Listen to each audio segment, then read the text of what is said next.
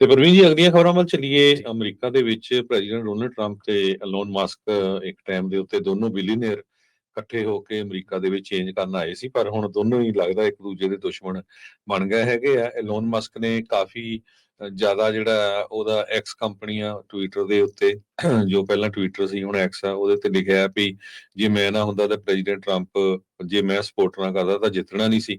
ਤੇ ਦੂਸਰੇ ਪਾਸੇ ਟਰੰਪ ਉਹਨਾਂ ਨੇ ਇਹ ਕਿਹਾ ਵੀ ਇਹ ਜਿਹੜੇ ਸਬਸਿਡੀਜ਼ ਇਲੈਕਟ੍ਰਿਕ ਵਹੀਕਲਸ ਨੂੰ ਨਹੀਂ ਦਿੱਤੀਆਂ ਜਾ ਰਹੀਆਂ, ਉਹਦੇ ਕਰਕੇ ਜੋ ਐਲੋਨ ਮਸਕ ਆ ਉਹ ਇਸ ਤਰ੍ਹਾਂ ਬੋਲ ਰਿਹਾ ਹੈਗਾ।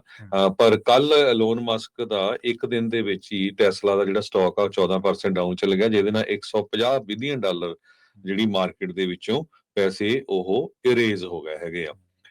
ਸੋ ਇਹ ਲੜਾਈ ਜਿਹੜੀ ਆ ਤੇਜ਼ ਤੋਂ ਤੇਜ਼ ਹੁੰਦੀ ਜਾ ਰਹੀ ਆ। ਸਪੇਸ ਐਕਸ ਨੂੰ ਲੈ ਕੇ ਉਹਨਾਂ ਨੇ ਕੱਲ ਇਹ ਕਿਹਾ ਸੀ ਵੀ ਮੈਂ ਉਹ ਪ੍ਰੋਜੈਕਟ ਜਿਹੜਾ ਜੀ, ਬੰਦ ਕਰ ਦੇਣਾ, ਪਰ ਅੱਜ ਉਹ ਕਹਿੰਦੇ ਵੀ ਨਹੀਂ, ਵੀ ਇਹਦੇ ਨਾਲ ਕਿਉਂਕਿ ਨੈਸਾ ਜਾਂ ਹੋਰ ਗਵਰਨਮੈਂਟ ਦੇ ਬਹੁਤ ਸਾਰੇ ਜਿਹੜੇ ਪ੍ਰੋਜੈਕਟਸ ਜੁੜੇ ਹੋਏ ਹੈਗੇ ਆ, ਤੇ ਇੰਟਰਨੈਟ ਦੇ ਉੱਤੇ ਇਹ ਸਭ ਤੋਂ ਨੰਬਰ 1 ਜਿਹੜੀ ਨਿਊਜ਼ ਆ ਇਹ ਚੱਲ ਰਹੀ ਹੈਗੀ ਆ, ਐਲੋਨ ਮਸਕ ਤੇ ਟਰੰਪ ਉਹਨਾਂ ਦੇ ਵਿਚਾਲੇ ਜੋ ਲੜਾਈ ਹੋਈ ਹੈਗੀ ਆ। ਸੋ ਐਲੋਨ ਮਸਕ ਦਾ ਕਾਫੀ ਜ਼ਿਆਦਾ ਨੁਕਸਾਨ ਹੋਇਆ ਫਾਈਨੈਂਸ਼ੀਅਲੀ, ਪਰ ਇਸ ਤੋਂ ਪਹਿਲਾਂ ਐਲੋਨ ਮਸਕ ਨੂੰ ਹੀ ਮੋਹਰੇ ਕੀਤਾ ਸੀ ਪ੍ਰੈਜ਼ੀਡੈਂਟ ਟਰੰਪ ਨੇ। ਬਹੁਤ ਸਾਰੇ ਗਵਰਨਮੈਂਟ ਦੇ EMPLOYEES ਜਿਨ੍ਹਾਂ ਨੂੰ ਲੇ ਆਫ ਕੀਤਾ ਗਿਆ ਸੀ। ਐਲੋਨ ਮਸਕ ਨੇ ਤਾਂ ਇੱਥੋਂ ਤੱਕ ਕਿਹਾ ਵੀ ਜਿਹੜੀਆਂ ਐਪਸਟੀਨ ਦੀਆਂ ਫਾਈਲਸ ਆ ਉਹਨਾਂ ਦੇ ਵਿੱਚ ਪ੍ਰੈਜ਼ੀਡੈਂਟ ਟਰੰਪ ਦਾ ਨਾਂ ਹੈਗਾ।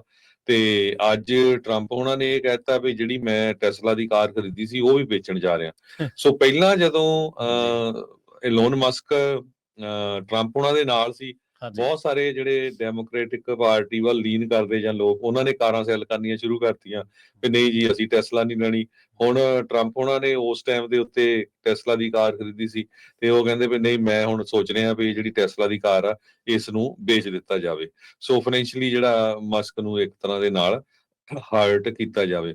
ਸੋ ਦੂਸਰੇ ਪਾਸੇ ਜਿਹੜੇ ਵਾਈਸ ਪ੍ਰੈਜ਼ੀਡੈਂਟ JD ਵੈਂਸ ਆ, ਉਹਨਾਂ ਨੇ ਇਹ ਕਿਹਾ ਵੀ ਮੈਂ ਪ੍ਰੈਜ਼ੀਡੈਂਟ ਟਰੰਪ ਦੇ ਨਾਲ ਸਟੈਂਡ ਬਾਈ ਕਰਦਾ ਹੈਗਾ ਆ।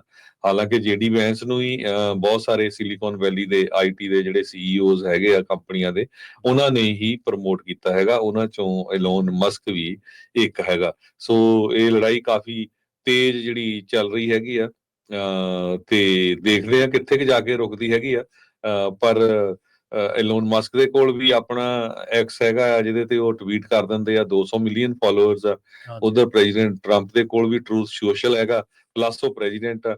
ਸੋ ਪਰ ਲੱਗਦਾ ਨਹੀਂ ਇਹ ਜਿਹੜੀ ਲੜਾਈ ਆ ਇਹ ਠੰਡੀ ਹੋਊਗੀ। ਇੱਕ ਇਸ਼ੂ ਤੇ ਬਿਲਕੁਲ ਐਲੋਨ ਮਸਕ ਹੋਣੀ ਰਾਈਟ ਆ ਭਈ, ਜਿਸ ਕਰਕੇ ਮੈਨੂੰ ਹਾਇਰ ਕੀਤਾ ਗਿਆ ਸੀ, ਹਾਲਾਂਕਿ ਉਹ ਵਲੰਟੀਅਰ ਜੌਬ ਸੀ ਉਹਨਾਂ ਦੀ, ਡੋਜ ਪ੍ਰੋਗਰਾਮ ਦੀ, ਭਈ ਜਿਹੜਾ ਕਰਜ਼ਾ ਆ ਅਮਰੀਕਾ ਦਾ ਡੈਬਟ ਉਹ ਘਟਾਉਣਾ ਆ। ਪਰ ਜਿਹੜਾ ਨਵਾਂ ਬਿਗ ਤੇ ਬਿਊਟੀਫੁਲ ਬਿੱਲ ਪ੍ਰੈਜ਼ੀਡੈਂਟ ਟਰੰਪ ਨਹੀਂ ਕਹਿ ਰਿਹਾ, ਇਹਦੇ ਨਾਲ ਤਾਂ $2.5 ਟ੍ਰਿਲੀਅਨ ਜਿਹੜਾ ਕਰਜ਼ਾ ਹੋਰ ਵੱਧ ਜਾਣਾ ਹੈਗਾ। ਸੋ ਇਸ ਇਸ਼ੂ ਦੇ ਉੱਤੇ ਉਹਨੇ ਕਿਹਾ ਸੀ ਵੀ ਜਿਹੜੇ 200 ਮਿਲੀਅਨ ਮੇਰੇ ਫਾਲੋਅਰਸ ਆ, ਖਾਸ ਕਰਕੇ ਆਪਣੇ ਆਪਣੇ ਸੈਨੇਟਰ ਕਾਂਗਰਸਮੈਨ ਨੂੰ ਕਾਲ ਕਰੋ ਵੀ ਭਾਈ ਤੁਸੀਂ ਬਿੱਲ ਪੜ੍ਹੇ ਤੋਂ ਬਿਨਾਂ ਹੀ ਪਾਸ ਕਰ ਰਹੇ ਆ, ਇਹਦੇ ਵਿੱਚ ਜਿਹੜਾ ਕਰਜ਼ਾ ਇੰਨਾ ਵੱਧ ਜਾਣਾ।